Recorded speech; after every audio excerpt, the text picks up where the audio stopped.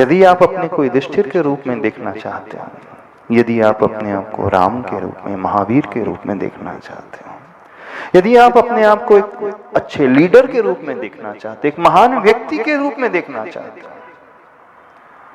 Simple सा solution है, बस सोच उस व्यक्ति जैसी बना लो। सीधा सा रास्ता है, बड़ा सिंपल है, सरल है, कुछ नहीं उसमें। व्यक्ति बाहर से सिर्फ कहता है कि मुझे राम बनना है, मुझे महावीर बनना है, मुझे युधिष्ठिर जैसा बनना है, मुझे महान बनना है, मुझे उस लीडर जैसे बनना है। हर एक व्यक्ति का गोल होता है, एक रोल मॉडल होता है कि नहीं? होता तो है। आप लोग समझदार हो, पढ़े लिखे हो, आप सोचते हो अपने रोल मॉडल के बारे में, लेकिन सिर्फ बाहर से सोचते हो, भीतर से कोई नहीं। यदि रोल मॉडल जैसा बनना चाहते हैं तो उसकी शुरुआत बाहर से नहीं, भीतर से होती है। If an egg is broken from the outside force, a life ends. But if an egg is broken from the inside force, a life begins. अंडा देखा है? मुर्गी के अंडे को यदि बाहर से तोड़ा जाएगा तो उसमें रहने वाला चूजा मर जाता है, और वही अंडा, उस अंडे में रहने वाला चूजा जब भीतर से उसे तोड़ता है, उस चूजे का विकास होता है, उसका जन्म होता है, वो आगे बढ़ता है, वो बड़ा होता है। अंडा वही है ना? जब उस अंडे को बाहर से प्रेशर दिया जाएगा, कुछ बाहर से कुछ भी किया जाएगा, दबाव डाला जाएगा, प्रहार किया जाएगा,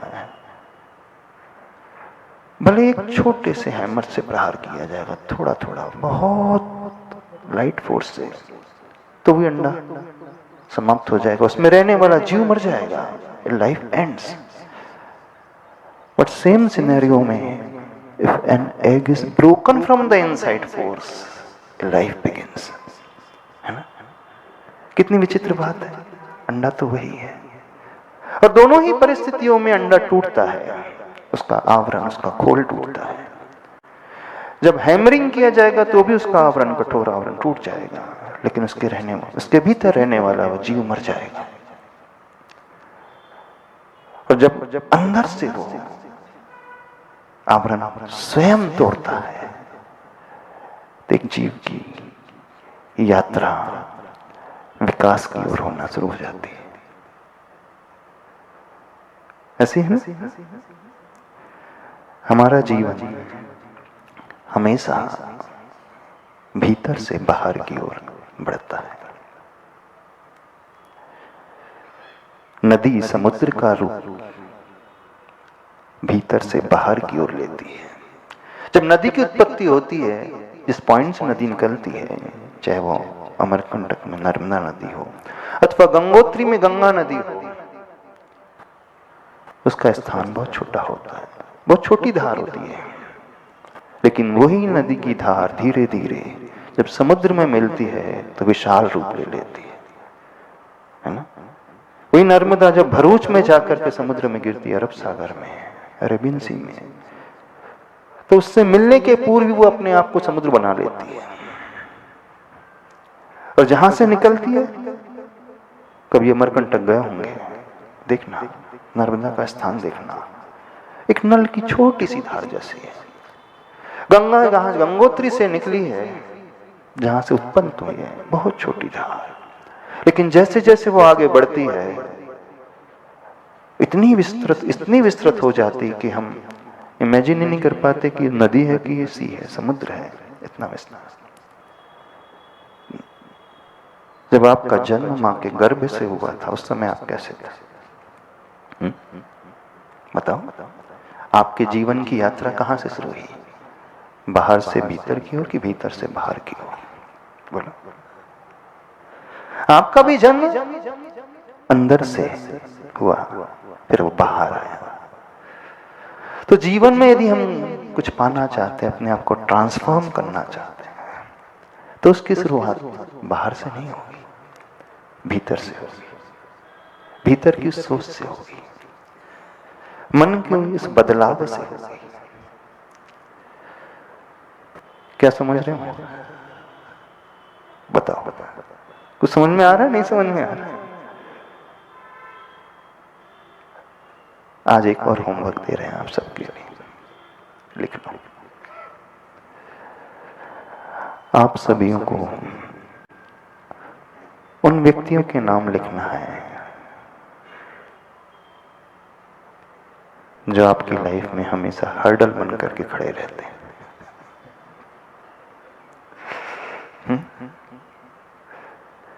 जो आपको हमेशा परेशान करते हैं, जिनसे आपको हमेशा कंप्लेन रहती है, जो हमेशा लेग पुलिंग करते हैं आपकी।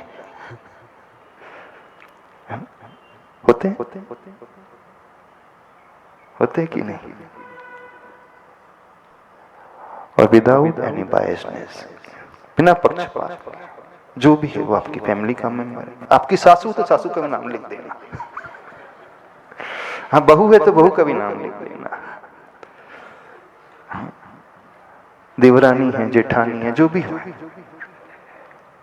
वैसे आज के जमाने में ना सासू बची है, सासू तो अपने गांव में है। आप लोग यहाँ करके,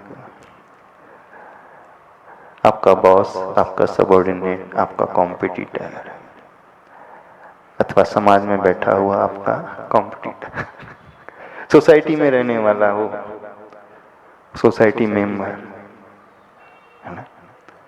आप बोलते हैं आम, वो बोलता है इमली। आप बोलते हैं नीम, वो बोलता है नहीं मीठा। बस उसका काम है जो आप बोलोगे उसको अपोज करना है। होता है? तो ऐसे लोगों के आपको नाम लिखना है।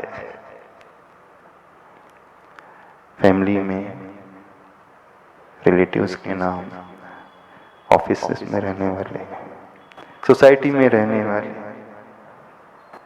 जो जो भी आप याद कर सकते हो। स्कूल लेवल से याद करो, कॉलेज लाइफ में याद करो, जब फर्स्ट टाइम आप यहाँ आए थे उस समय। एट द सेम टाइम उन लोगों के नाम लिखना है जो आपके लिए बहुत हेल्पफुल है, जिन्होंने आपको हमेशा संभाला, हमेशा आपके बारे में सोचा,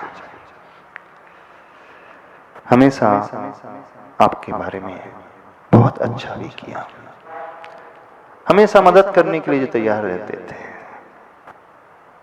जो आपसे बढ़कर के आपके लिए सोचते थे। लिखो तो सही। कहने का मतलब है दुर्योधन और युधिष्ठिर, दोनों कॉलम अपने भीतर देखना। एक दुर्योधन के नजरिए से अपने आप को देखना है और युधिष्ठिर के नजरिए से अपने आप को देखना। देख सकते हो कि शुरुआत वहीं से होगी। इसलिए आचार्य कुंद कुंद भगवान कहते हैं, जो एगम जान दी सो सबम जान दी। जो एक को जान लेता है, जो एक को समझ लेता है, जो एक को पढ़ लेता है, जो एक को देख लेता है, जो एक को फील करता है, वो सबको फील कर सकता है। जो एक से प्रेम करता है वो सबसे कर सकता है।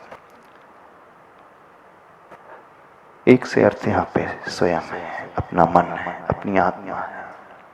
जो अपने से प्रेम नहीं कर सकता, दुनिया में किसी से प्रेम नहीं कर सकता। जिसका अपने पर विश्वास नहीं है, किसी पर विश्वास नहीं करेगा। जो स्वयं से ईर्ष्या करता है वही दुनिया से ईर्ष्या करता है। जो स्वयं से देश करता है वही दुनिया से देश करता है। भगवान महावीर वो सबसे प्रेम करते थे। देखना उसका इफेक्ट क्या होता है जानते हो? जब हम अपने से प्रेम करने लगते हैं तो हम अपने आप दुनिया से प्रेम करने वाले हो जाते हैं। वो अपने आप नजर आ जाएगा उसका इफेक्ट।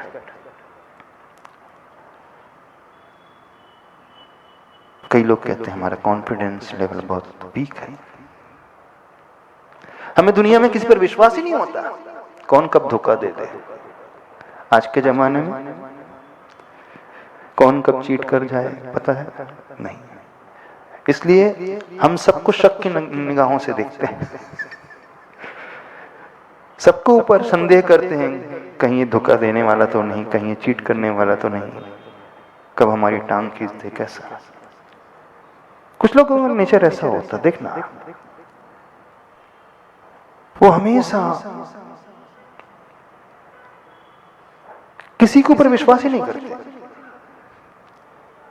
जब आपको ऐसा व्यक्ति मिल जाए जिसका विश्वास किसी पर नहीं, तो समझना उसका विश्वास स्वयं पर भी नहीं है।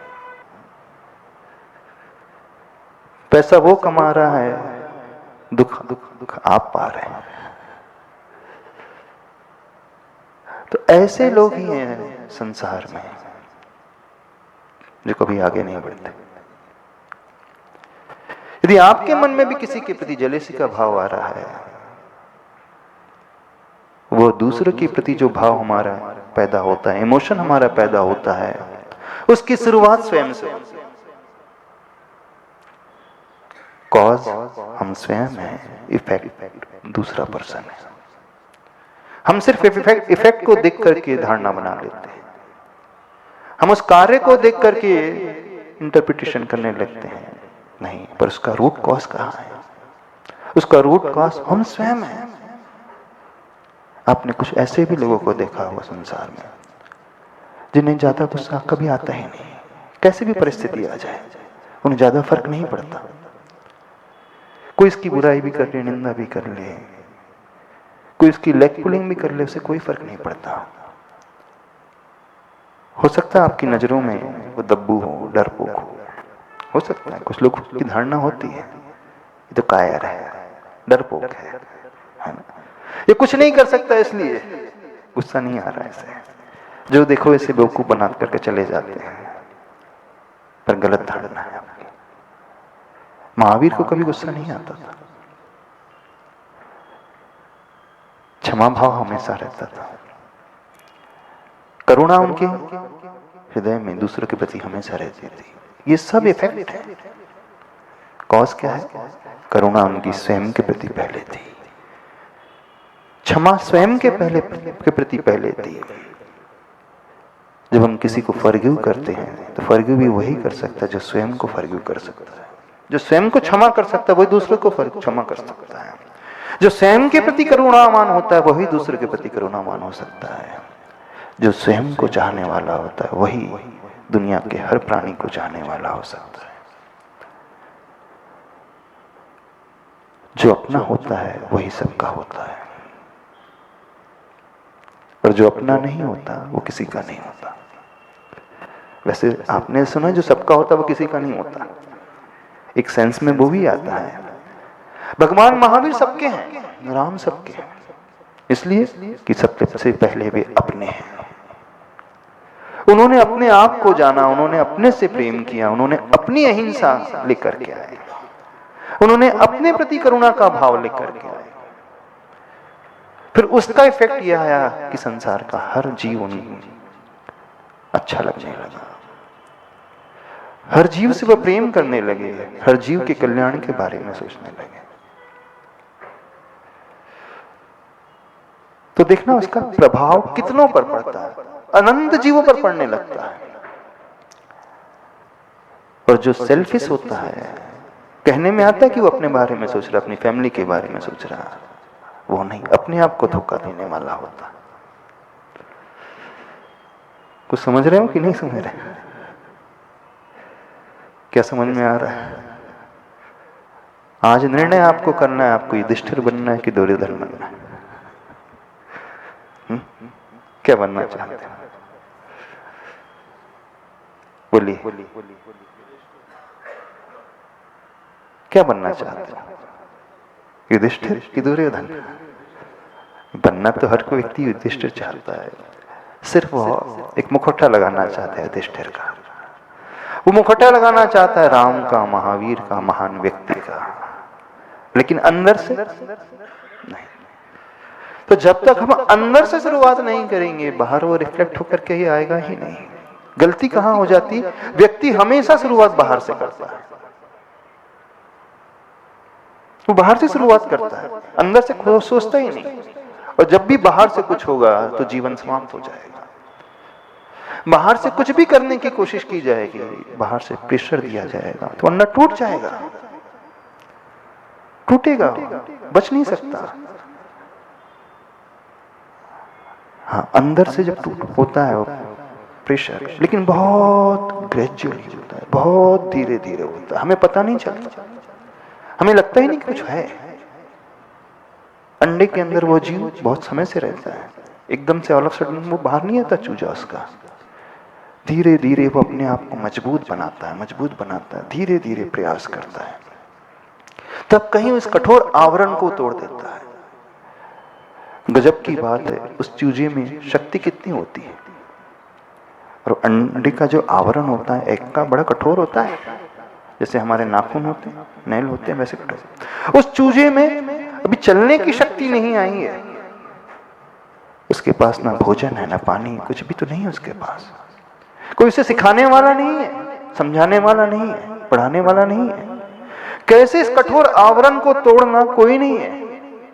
हमारे पास तो सब सुविधाएं हैं, सारे लोग हैं। वो दुनिया में पहली बार आ रहा है, जन्म लिया है, जन्म लेना है उसे, अभी उसका बॉडी, उसका शरीर पूरा डेवलप भी नहीं हुआ है। सोचिए उस अंडे के भीतर रहने वाला वह जीव, उसका पुरुषार्थ कैसा रहता है, गजब का उसका प्रयास है, कितनी प्रतिकूलता है उसके पास है, सिर्फ एडवर्सिटीज के अलावा कुछ भी तो नहीं है उसके पास। यदि उसकी शक्ति को हम देखें, एक नवजात बच्चे की शक्ति होती कितनी है, कितनी शक्ति होती है, जिसने अभी दुनिया नहीं देखी है, जिसने अभी आंख नहीं खोली है, संसार को नहीं देखा, आसमान को नहीं देखा, कुछ नहीं देखा भी, उस स्टेज में होते हुए भी वो जन्म ले लेता है, उस आवरण को तोड़ करके बाहर निकल जाता है। और आपके पास हमेशा शिकायत रहती है, क्या करें महाराज जी, परिस्थिति इस प्रकार की है, लोग इस प्रकार के हैं।